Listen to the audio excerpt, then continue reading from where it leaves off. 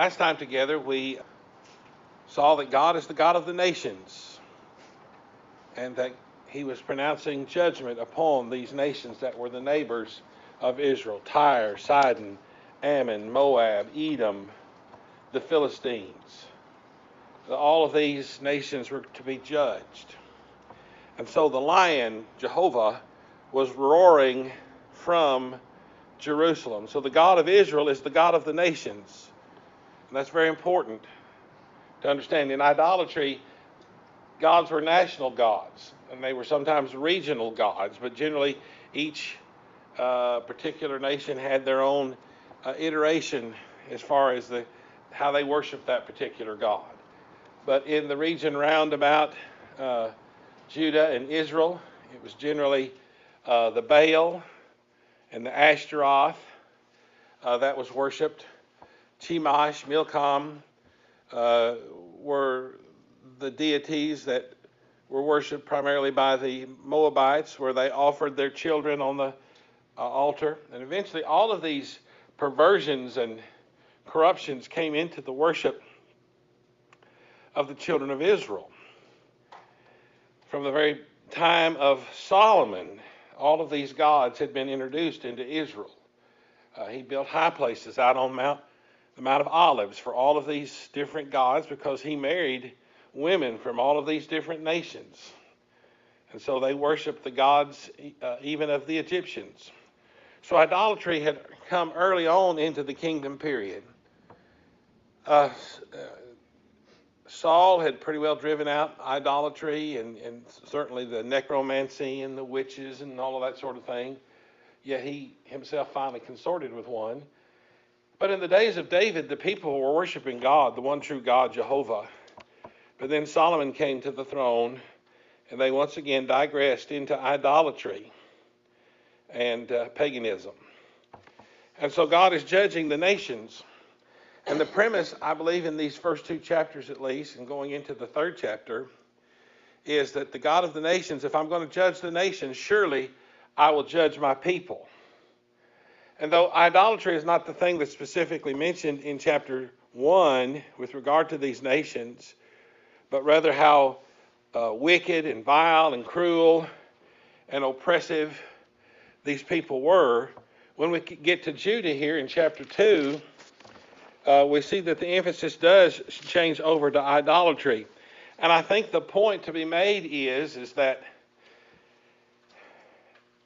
they're doing what the nations are doing, and the reason they're doing what the nations are doing is because they're worshiping the gods that the nations worship. And this is the point that he's going to make to them. Surely we understand that it is the intention of God in revealing himself to man, and then ultimately in the revelation of Jesus Christ as man, to help men become and to be like God would want them to be. That's really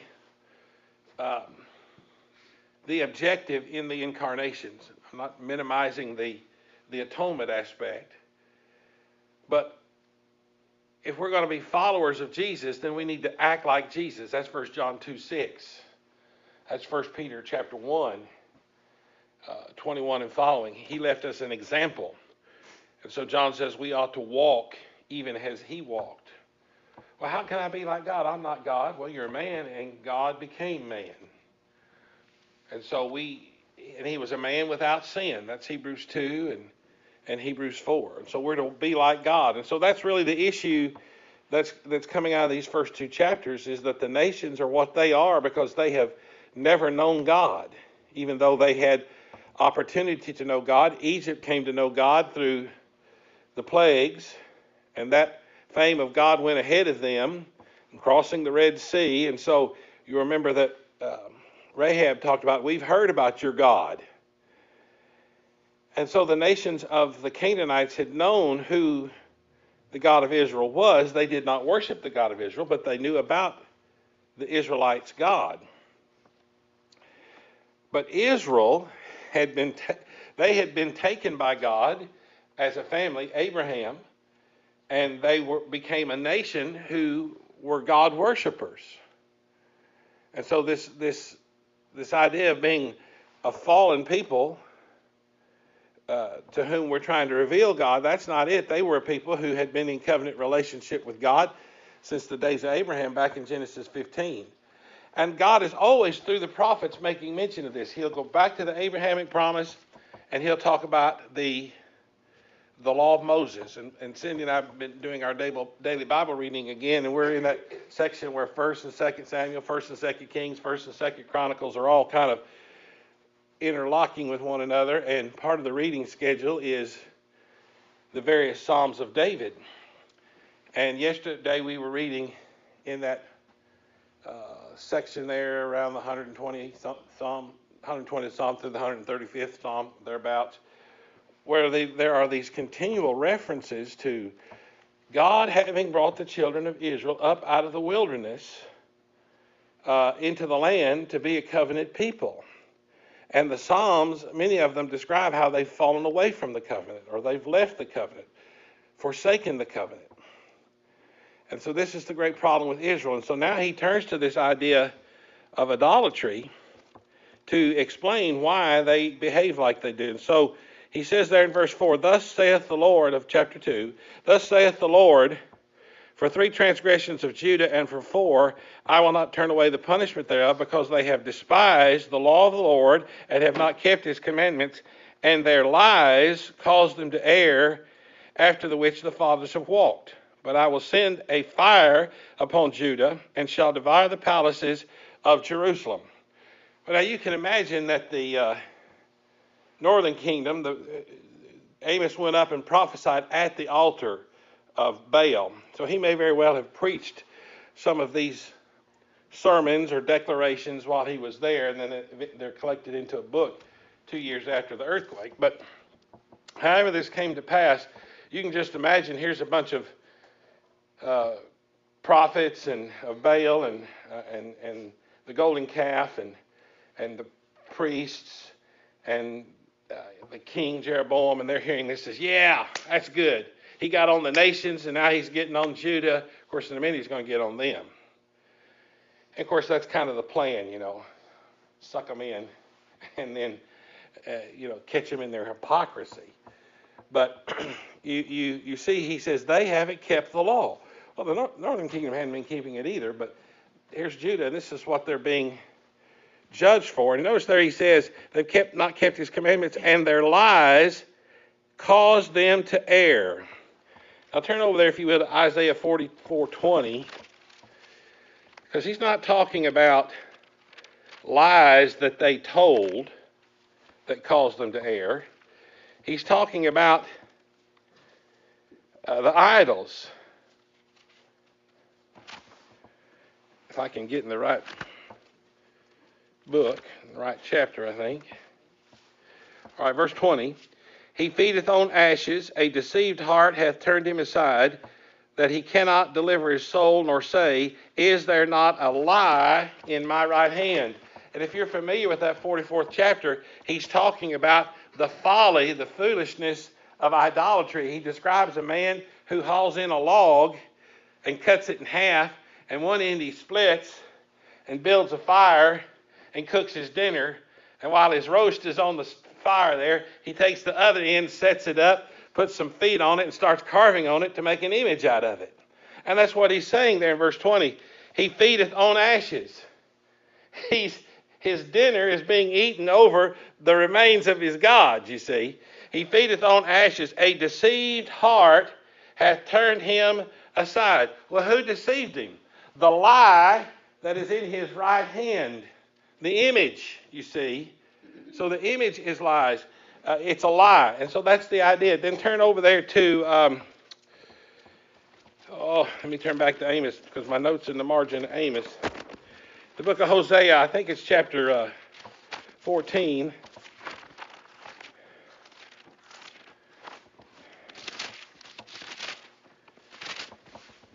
Hosea 4, not 14.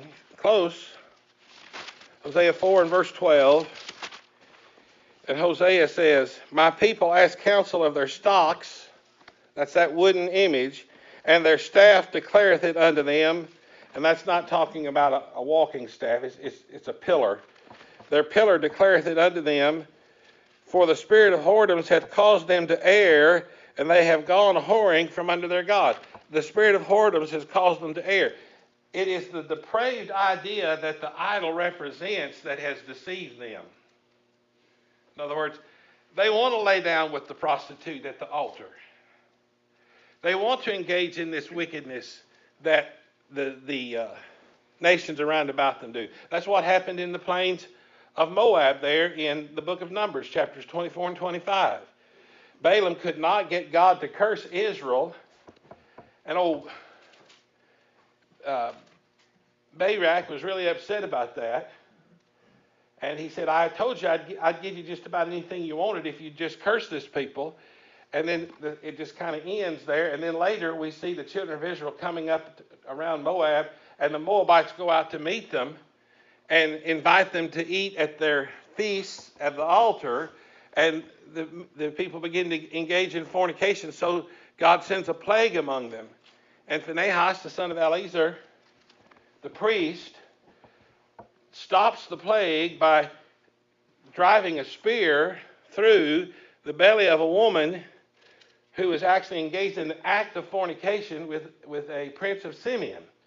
And so here you have this plague being stopped, and Phinehas is remembered as being a man of faith, and it's said to him, just like it was of Abraham, it was reckoned unto him for righteousness. And so here's Israel just constantly being seduced by this perversion. And see, that's what's going on in our own society today. We're not cutting down trees and roasting our dinner over one end and carving an image out of the other, but we are continually being seduced and deceived by these depraved ideas. I don't care what anybody says, the country is not being overrun with homosexuals. It's never been the case that more than a very small percentage of the population is homosexual. But we've got these folks who are just gotten control of the media and of the entertainment, and they're just bombarding us continually. And you would think everybody was a homosexual by the things that you see and read. And lesbianism and homosexuality are being normalized, just like it was with drunkenness before and gambling. You know, when I lived here the first time, we didn't have all these casinos down here at Shreveport. And we fought that thing. Of course, you couldn't beat it, so it came in. Now you have an entire city over there that's just dedicated to the gambling industry, and they're all over the country. Whoever would have thought the Red River would be good for anything like that? But that's the way people think, and that's how it happens. And you have members of the church who get seduced into this stuff. And this is the great concern I have about the present generation, is that young people, because they see all of this, it's being normalized. I'm not so much concerned that they're going to engage in these sins as I am they're going to become tolerant of them. They're not going to think that there's anything wrong with it, and that we're going to see the church become tolerant of that. That's like it has in many places in accepting a compromise on marriage, divorce, and remarriage, you see. And so this is what happened to Israel. They were seduced, they were deceived by these false ideas that were promoted and normalized, and that some of which they desired to walk in them. And so he says, they have not kept the commandments, and their lies, that's these images, have caused them to err, after which their fathers have walked. And so, of course, he's talking about Abraham came out of idolatry. The nation of Israel, when it was brought out of Egypt, had been affected by idolatry. Even there at the foot of Mount Sinai, Aaron built the golden calf. So it was a continual battle between the people of God and the culture that was around them. That's why Paul in 2 Corinthians, in quoting the Old Testament, says, come out from among them and be separate. We can't be part of the world. We're in the world, but we're not of the world. And so it's a constant battle, and that's what we see here with the children of Israel. But God says, I'm not going to put up with it. I'm going to send a fire upon Judah, and it shall devour the palaces of Jerusalem. And if you look over there at 2 Kings 25 and verse 8, that's literally what happened. When Nebuchadnezzar came up against the city of Jerusalem in 586 BC. They had torn the walls down. They had carried out the precious things of the temple. And then the last thing he did was burn the temple and burn the palace. Just destroyed the city and left it in a heap. All right, now we get to verse 6. And this is really the design of Amos's argument. I came up here to preach to Israel. And he has basically gotten the Israelites, the northern kingdom, to agree with him in principle that all the nations around about them are evil and wicked, and Judah is evil and wicked. All right? If that's the case, then what are you? See? So Amos begins at verse 6. Thus saith the Lord, for 3 transgressions of Israel and for 4, I will not turn away the punishment thereof, because they sold the righteous for silver and the poor for a pair of shoes, that pant after the dust of the earth on the head of the poor, and turn aside the way of the meek, and a man and his father will go in unto the same maid to profane my holy name. And they lay themselves down upon clothes laid to pledge by every altar, and they drink the wine of the condemned in the house of their God. And some of the versions have capitalized God, but the King James does not capitalize the word God. And contextually, that's what he's talking about. He's not talking about their God, meaning Jehovah. He's talking about their God, that lie that they're bowing down to and worshiping. And the condemnation that he brings upon them is for their oppression as a result of their having gotten themselves engaged in this idolatrous worship. And they're, once again, just like with the nations and with Judah, and Judah is primarily idolatry there in verse 4 and 5, but the other nations with how they have behaved, how they're treating that which is made in the image of God. And so now get this. They're mistreating other men. They're oppressing men, whether it's through extreme cruelty, the threshing of Gilead, or the piercing through of women with child, or any number of things, cutting off the nation of Judah in retreat from their approaching enemies, and all of these things that are described, all right, which are rooted in greed and envy and jealousy and covetousness, anger, wrath, ill will, all of that stuff, all right, because they have no appreciation of the image of God. We are made in the image of God. The Jew should have known that. The Israelite, the northern kingdom, he should have known that. The heathen should have known that. And that's Paul's argument in Romans 1, that they did not want to retain in their knowledge God. And so God gave them over to a reprobate mind. So here's, when we reject God, not just the person of God, but what God reveals of himself to us, which is intended to affect how we behave, right? When we reject that, well, we're going to do something, and what we do is we make a God after our own image and likeness, or we make a God after the creeping things and whatever. And so people who worship dogs and cats and cows and whatever other creature, the sun, the moon, the stars, and who try to predict the future by their movements, and who reject revelation but want to know from the necromancer and the wizard and the witch, how are they going to behave? Well, they're going to start acting like cows and cats and dogs. And that's just exactly how men behave. I don't want to be too crude, but we all raised up around cattle and animals. We know what I'm saying. And when people reject that they're made in the image of God, therefore they ought to be acting like God, and they start bowing down and worshiping cows and dogs and cats, and that's what we start acting like. And that's what God is saying here of the northern kingdom.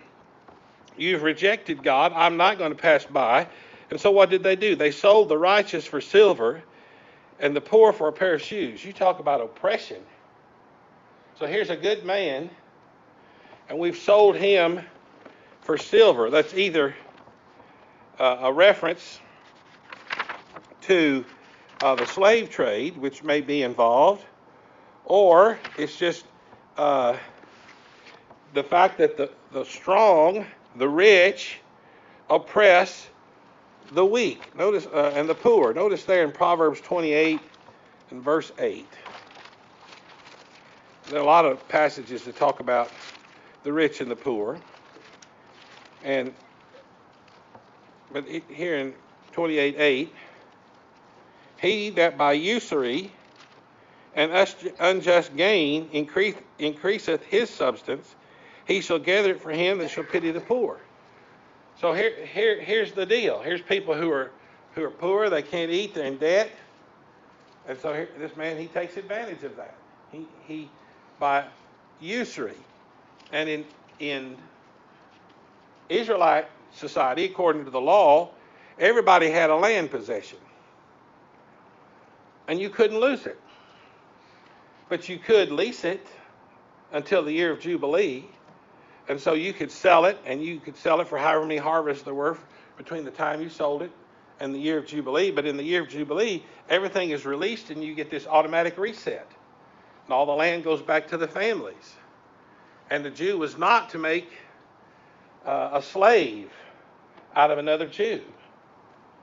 He could hire out and work for his neighbor, and oftentimes that's what happened. It's just basically kind of a sharecropping thing, where here's a man who sells his property, and then he works for a wage from his whoever he sold that to, his neighbor generally, or another family member, and they redeem the land ultimately and get their land back, or they wait till the year of Jubilee, and it goes to the heirs, unless he was able to live till then. But you see here this oppression, and that's what happens. And the same thing happens today. Isaiah chapter 5, verse 8. Isaiah is a little bit later than Amos, and he's primarily to the southern kingdom, Judah. But Isaiah 5 and verse 8, woe unto them that join house to house, that lay field to field, till there be no place, that they may be placed alone in the midst of the earth. Now, up in Arkansas, we have an expression to describe a fellow like that. He doesn't want all the land. He just wants all the land touching his. Well, if you want all the land that's touching yours, what do you want? You want all the land, see? And that's what that fellow is there. He joined field to field, house to house. He just wants it all, you see, until he can be out there in the middle of it, and there's nobody around him. He's got it all. That's what he wants. And so that is used to describe oppression. In the book of Ezekiel, chapter 22, and verse 12. And thee have they taken gifts or bribes to shed blood. Thou hast taken usury and increase, and thou hast greedily gained of thy neighbors by extortion, and hast forgotten me, saith the Lord. So this is what they're doing, and this is what God's condemning. And what the whole point of it is they have no compassion, they have no mercy, they show no pity toward their brother, who just like they are, is in the image of God. Excuse me. And so this is their sin. They pant after the dust of the earth on the head of the poor. Now there's a fellow who really is greedy. These Jews, it was their common practice. You could look up Ezekiel 27:30 for an example, or Job 2:12. When they mourned, they'd take a handful of dirt and put it on their head, disfigure their face and so forth. That's what Jesus is talking about over there in the Sermon on the Mount. When you fast, don't disfigure your face. But this is what they do. They'd pour this dirt on their head and mar their face with that to indicate that they were in mourning. So here's this fellow who's so greedy, he's not even going to let this fellow who he's oppressing have a handful of dirt to pour over his head. That's how greedy he is. It's a hyperbole, of course, but nevertheless, he's talking about their greed. And then he ties this there in Amos to their idolatrous practice. He said they go in, a man and his father, to the same maid to profane my holy name. So here are these women, the high places. You read about these. You just look up high place, and then look up the word grove in your concordance. The high place was some elevated place, either on a building or usually on the side of a mountain or hill in Palestine. And there was planted there on those that were on the hill a grove. And usually you've seen these. They're circular, just these trees planted in a circle. And then in the interior it's open, except maybe there's one tree or one pillar in the midst of that. They'll take that big tree that's in the middle and cut it down and shape it into an image. And it was a vulgar image intended to represent the sex act. And they would come in and lay down and commit these sexual sins there in this grove. This is what Israel was doing. That's what the nations had done. And one of the sad things you read in the Old Testament is that the high places were not taken away. That kings would purge Judah. There's just a few kings that actually got rid of the high places. They would go in and cut down the groves.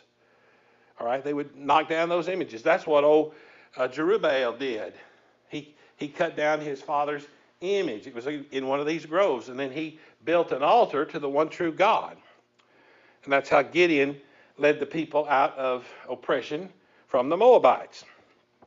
But this is what they were doing. And so not only is it cultic prostitution, but it's profaning the law of God because it violates the principles of incest that God prohibited. So here's a man and his father going into the same woman. So they're involved in cultic idolatry. They're disregarding the law of God completely. And of course, again, this gets back to the image of God. Because what are we made for? Doesn't mean that a person has to marry. But God created you, He created me for monogamous marriage. And that's what He's ordained in the Scripture. And that's what we are to recognize as the basis of family and society. And when we talk about homosexuality or we talk about lasciviousness, fornication, all these things, all of that is a corruption of the image of God within a man. All right? And so he's just on the road down to depravity. When I debated Dr. Earhart back in I think that was 94. But when I debated Dr. Earhart on the subject of homosexuality there in Denver, he said, well, you're just trying to make me guilty of all these sins in Romans chapter 1. I said, no, sir. I don't think you're guilty of all those sins in Romans chapter 1. I said, I've told you which one in particular I think you are guilty of. But the point is, when people reject God, this is the direction they go. They have to go this direction. Some become homosexuals. Others become fornicators. Others become thieves. Others become murderers. And these are the things that men do. Why? Because they reject God.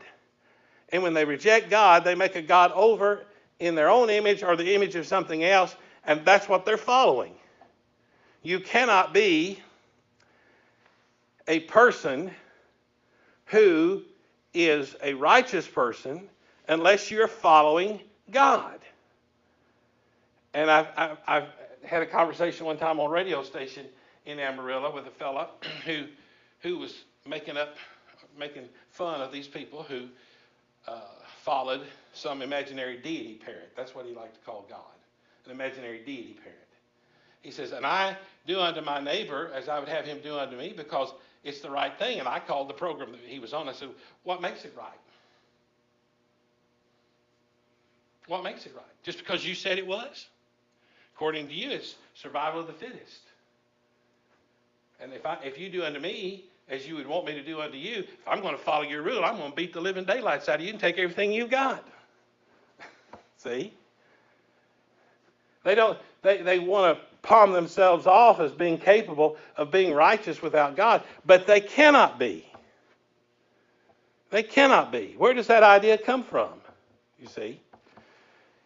And so they're oppressing, and they turn aside the meek, and they profane the name of God, that laying themselves down upon clothes laid to pledge by every altar.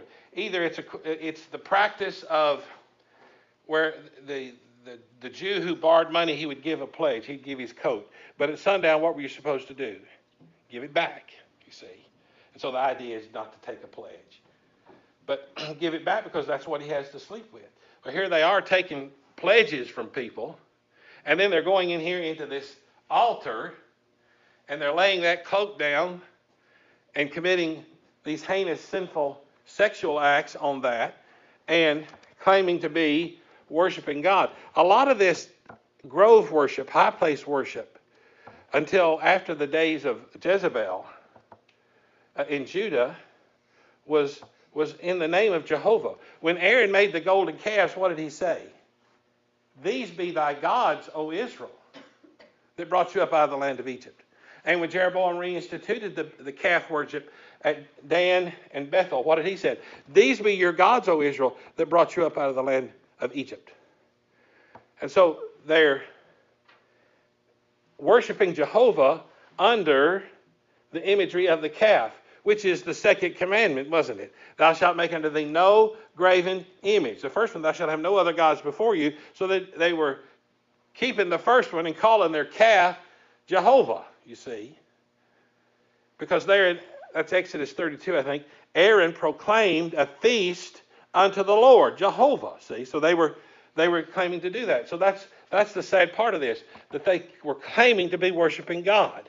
Eventually, it just became Baal worship, and just a complete and total rejection of God, and they worshipped all these cults.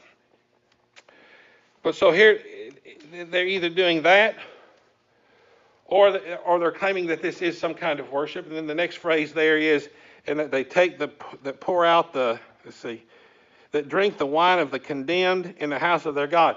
So the idea of oppression, drinking the wine of the condemned, drinking the wine of those whom they have condemned, or those whom they have taken a fine from. Some of the versions say the fined. And so the idea is here they are, they're taking away their garments as pledges for debts, and they're taking the wine as a payment or as a fine. And then what are they doing? Then they're traipsing up to the high place and pouring out these drink offerings, or drinking them themselves, and dedicating that all to Jehovah. And so what God is saying is, you cannot put my name on your sinful acts and expect me to condone it. And how many times have we seen people who try to do that? They want to baptize, basically, their sin and get God to approve of it. And Amos has said, no, that's not how that works. God is going to condemn that.